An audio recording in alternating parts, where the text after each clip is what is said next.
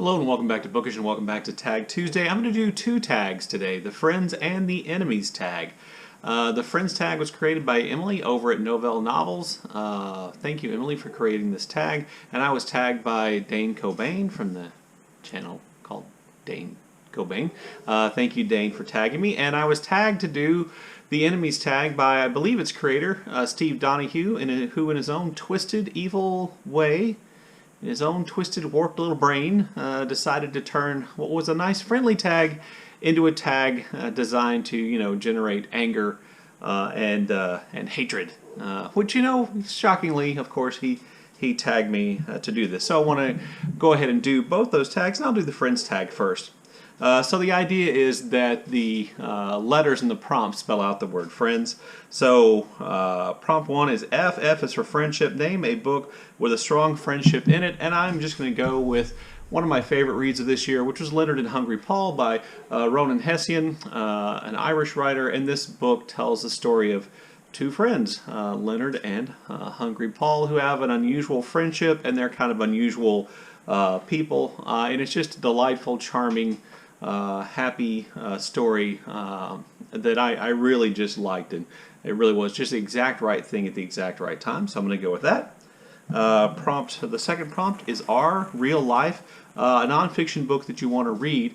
On my Saturday Hodgepodge video, not the last one, but the one before that, a viewer, commenter named Michael Moore told me about a book he was reading called The Old Man and the Sand Eels, which essentially is kind of a reminiscence, I believe, by the author on fishing and its relationship with his father or grandfather. And I am in the process of getting myself a copy of that right now because since I do really enjoy fishing, it sounds like the exact kind of nature book that I might like. So thank you to Michael for introducing me to that book. The next prompt is I, indie author, a book by an indie author, and I'm just going to go with some indie authors who have booktube channels. They may not all be indie authors, but they're all authors who are friends of mine, so I'm just going to go ahead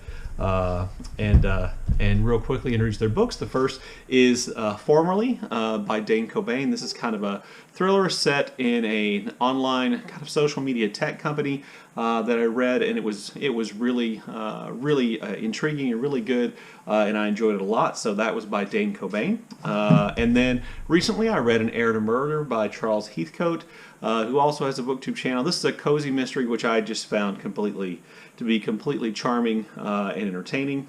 There's also The Decision by Britta Bowler.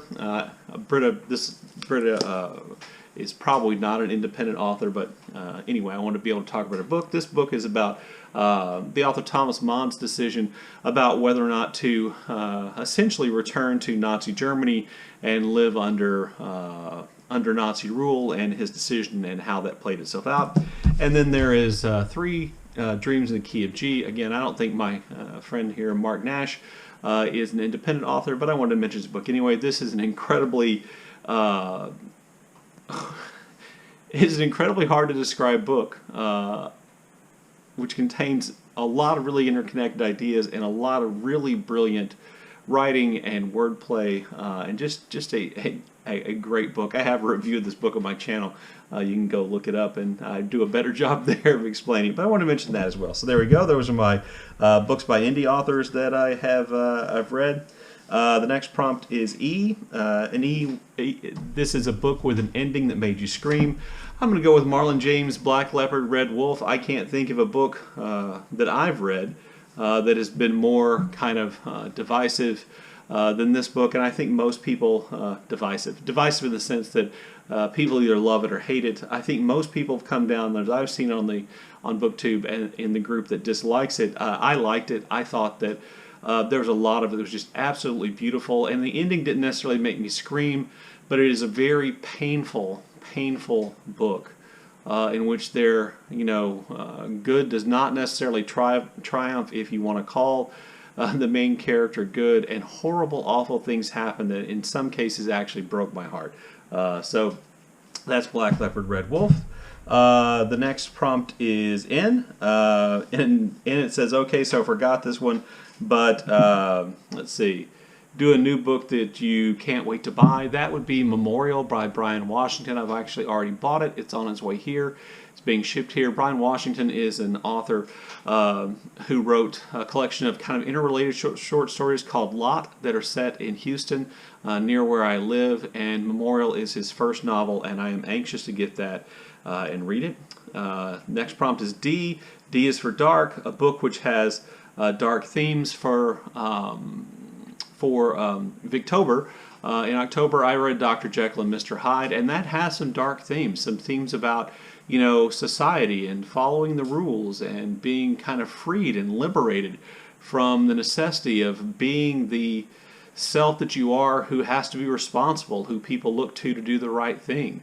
And I found it to be really good, as I found almost everything I've read by Robert Louis Stevenson. You know, a lot of his books you've heard about for a long time. Treasure Island, you may have read. Dr. Jekyll and Mr. Hyde.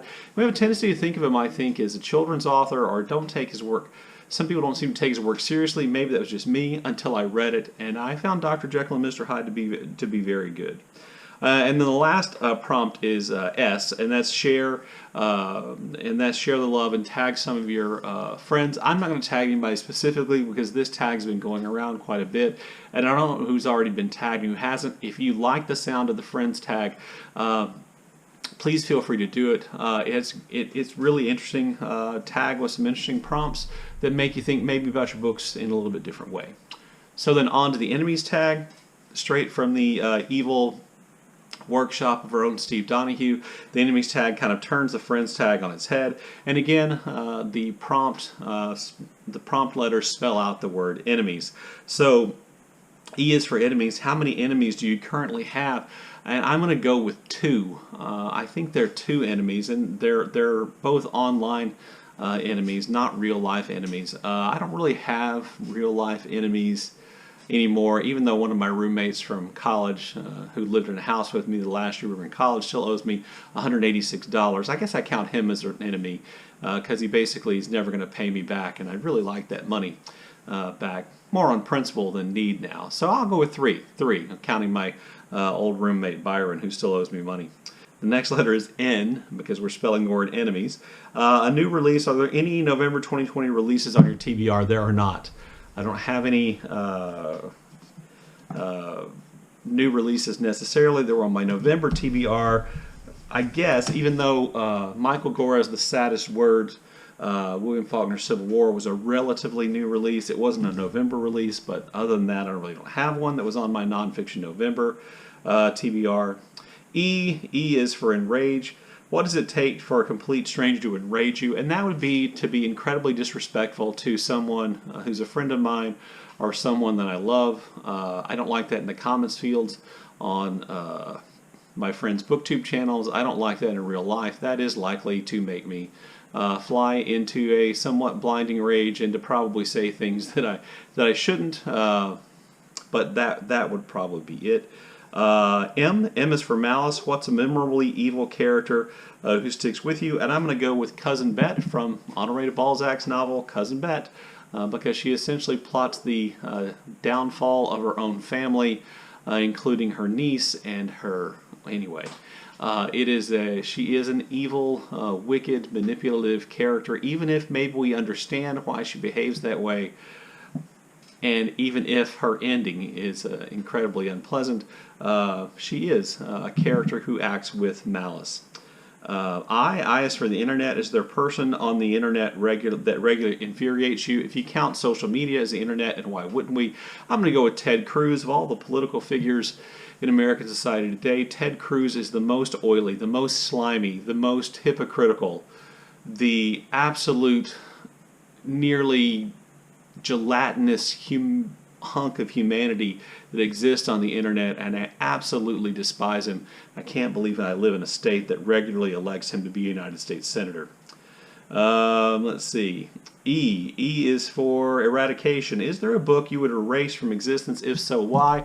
I'm going to go with Ayn Rand's Atlas Shrugged, because it promotes this philosophy of essentially selfishness, and encourages people to do the things that are just make them happy and to not worry about the problems or concerns of others. It teaches essentially, I think, that compassion and altruism are a form of weakness, as do a lot of the works of Ayn Rand. And unfortunately, it seems like a lot of political leaders of one particular party who are in their, I don't know, 40s to 50s seem to have read and really decided that Ayn Rand was speaking to them, that they are in fact special. And as I oftentimes say, I don't know of any books that have been done more damage by convincing mediocre white boys that they're special than the works of Ayn Rand. So if I had to pick one, I would go with Atlas Shrugged. And then finally, S is for Seething. Is there a book that still enrages you years later? There are several books I would say enrage me. Two that I can think of by John Updike. One is S, and the other is A Month of Sundays.